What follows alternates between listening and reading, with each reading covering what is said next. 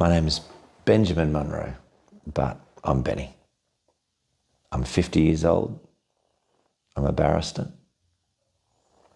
I have a beautiful partner, Robbie, and I have 3 sons. Lockie's 21, Callum's 20, and Huey is 18. Why did I embark upon this wild journey? What would motivate a man to leave the comforts of home and go out into a remote place, a wild place, for a period of aloneness, and really for longer than I've ever been alone? The answer for that, I think for me, is a knowing that the life or my life as I was leading it had really started to lack value. And it's really, for me, it's been a yearning for meaning. 50's only a number, and I know it's only chronological, but as I have drifted towards 50, that question it started as a whisper, and it's grown and grown into a longing. I've wanted to know what I'm doing here. What is my purpose? And the harder I worked and the more billable hours I did as a barrister, and I guess the more money I made, the less any of that made sense. I knew that wasn't the answer. Material things and status and money have basically left me empty. So I figured the answer might be out there. And I also recognized that, maybe comfort was the enemy. While I'm comfortable, I'm not really seeking. Comfort it dulls the senses, I think. It numbs. And I've certainly got a habit of doing that, of just numbing out and being so depleted in energy that there's nothing left to ask questions. And in a way, I just felt my life source ebbing away. I know that sounds dramatic, but that's the best language I can use to explain it. That was like that movie Groundhog Day. Every day just is beige. It just seems to be like the next day. It's just an endless grind of mediocrity. And I found myself yearning for answers. So bought the gear, got a backpack, met a man named Darvis. That's why I went into the wild. What was my greatest fear in coming out here? There's no doubt there was fear. And on a number of levels. And I think the first one was just, I've never done anything like this before in terms of going into wild place. I'd one experience with Darvis in the forest with a beautiful group of men, but not one-on-one with a guide and then going solo for 5 days. It was a new level. And I think one of my greatest fears was around this idea of incompetence in dealing with the natural world, the ability to meet challenge of environment. So I very much had these stories, preconceptions about myself that are really old, I discovered. Benny's not great with direction. Benny gets lost. Benny's not great with his hands. That's why he's a lawyer. I traditionally didn't or haven't met many of the markers that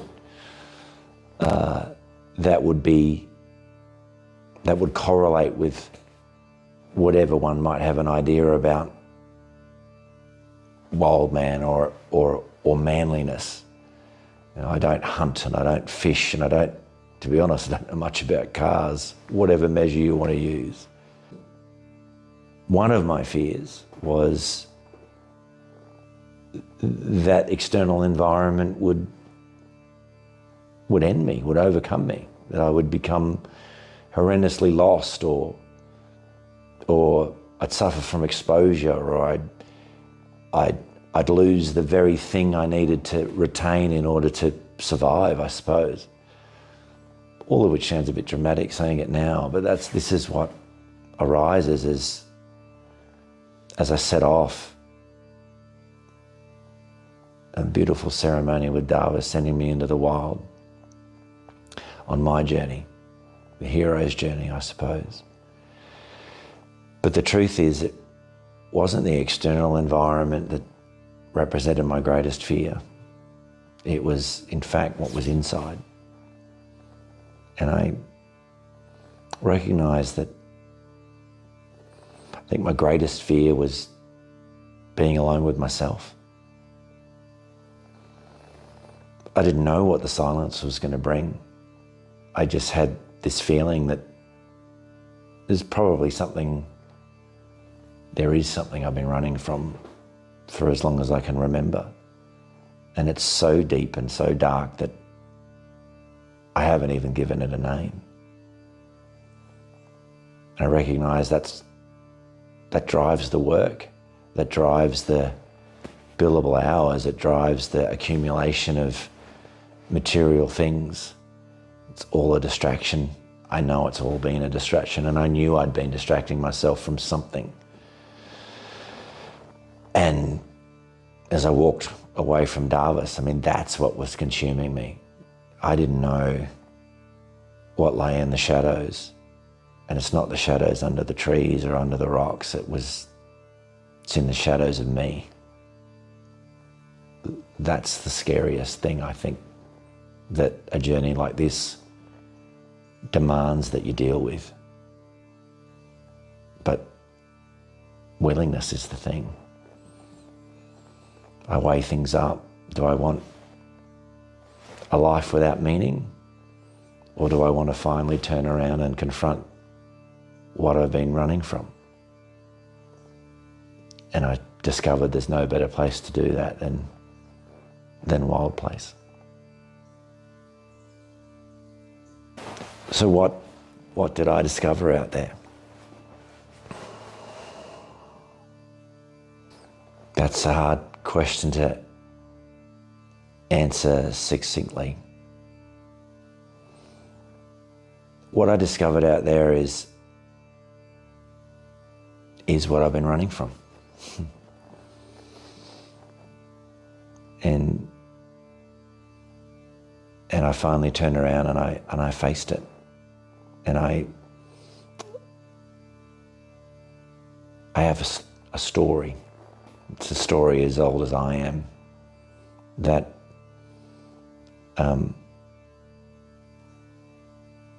that somehow I did something wrong at some point, so long ago that it just seems like a dream.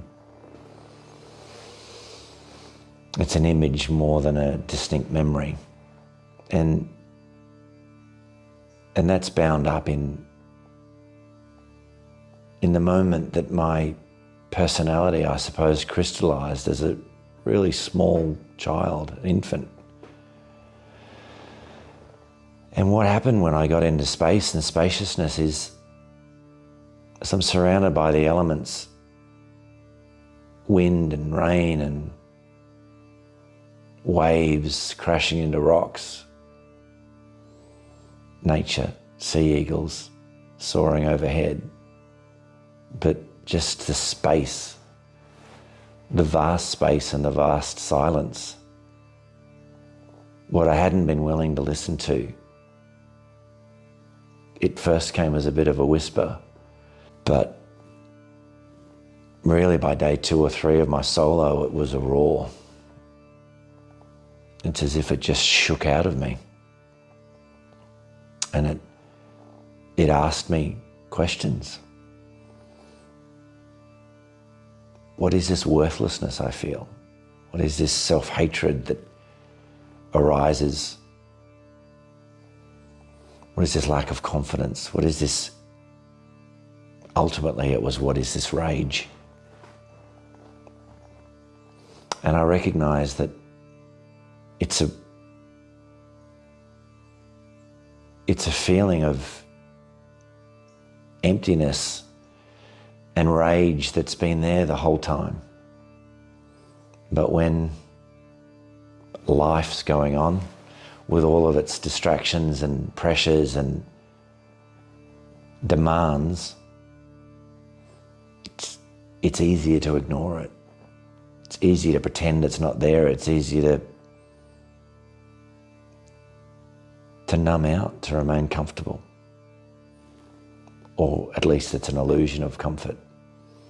When you strip all of that away, there's nothing to do but deal with it, nothing to do but deal with the discomfort. It's as if these things have been trapped and the spaciousness just shakes it free. And for me anyway, by day 3 of the solo,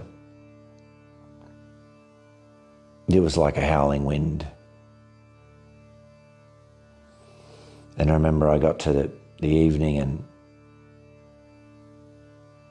I was trembling with rage. It just released.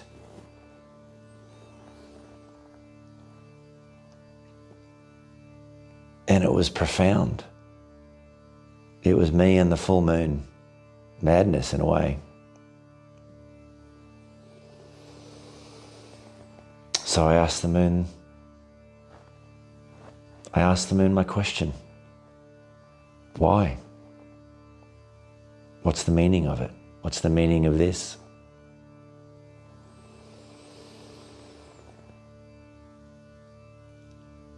And finished that night exhausted, sobbing, empty, in a sense defeated.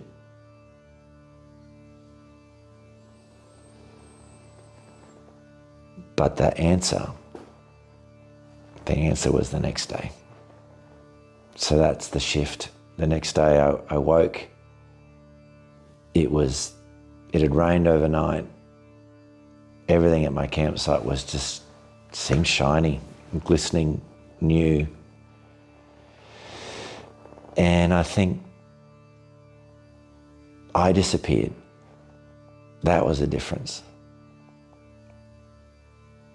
This concept of Benny, the barrister, all of the things that propped that up, I just surrendered. And then I just became part of everything else. And in becoming part of everything else, the greatest peace I've ever known fell upon me. No labels, no requirements,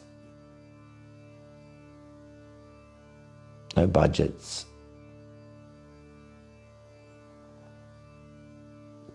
I could just be.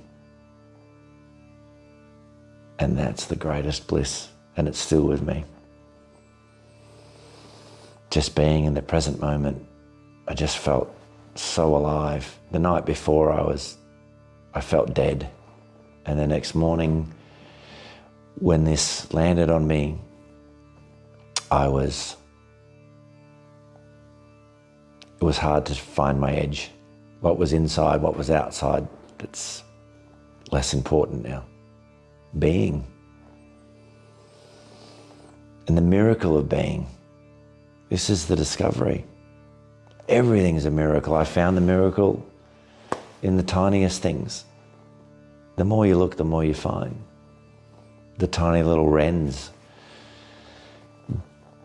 with all their energy bouncing around, and just, you can see the joy they have in living. They appreciate, I don't know how long a wren lives. I suspect it's a very short period of time.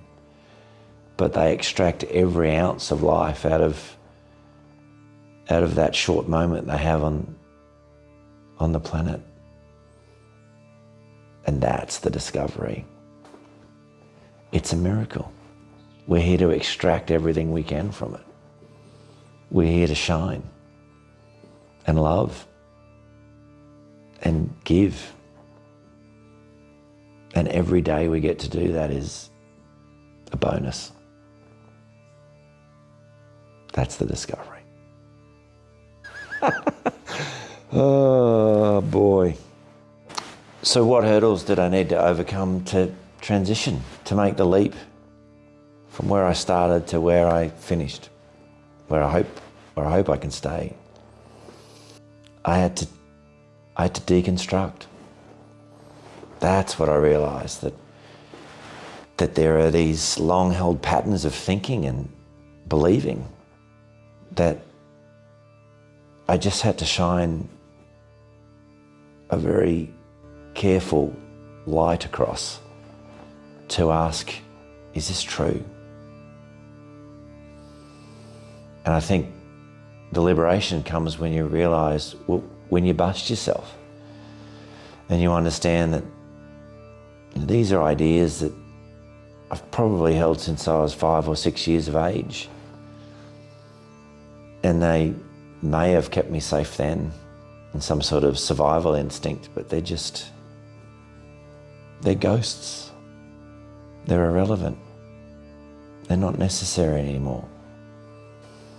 And the less I label and the less I hang to those old stories, the more it opens up a field of possibilities. You study things out there. Being on the coast, there's all these shells. And I just realized that I've kept myself contained. Like one of those creatures stays within the size of its shell, which may feel like you're safe or playing safe, but at the end of the day, it is the limitation. We play too small. So the leap for me is seizing back that control, living life on my terms and not playing small anymore. So, my life map. My purpose is to be a guardian of love and kindness. My mission is to be a guide with my heart as my compass. My vision is a world where love and kindness bridge all differences. My legacy is to leave love and kindness in my wake. So what advice would I give my loved ones from my deathbed? No holdbacks. Who knows how long you have to live? Every second that you're here, show up, all of you. Give everything you've got to every moment that you've got. Be present. Go into nature. See the miracles that are everywhere. Let nature fill you up and come back when your cup's full. Give a drink to everyone that you love. Let them experience your spaciousness. Find your unique gift, find your purpose. It's wanting to emerge. Your purpose wants to be delivered to enrich the world. Find that purpose and then give it. Let that flow with everything that's in your being.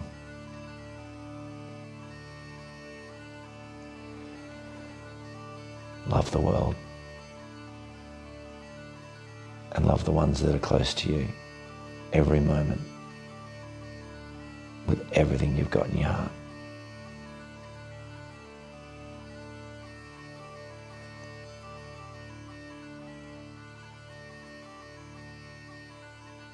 Wrap, my brother. And that's a wrap. That's a wrap. That was fun.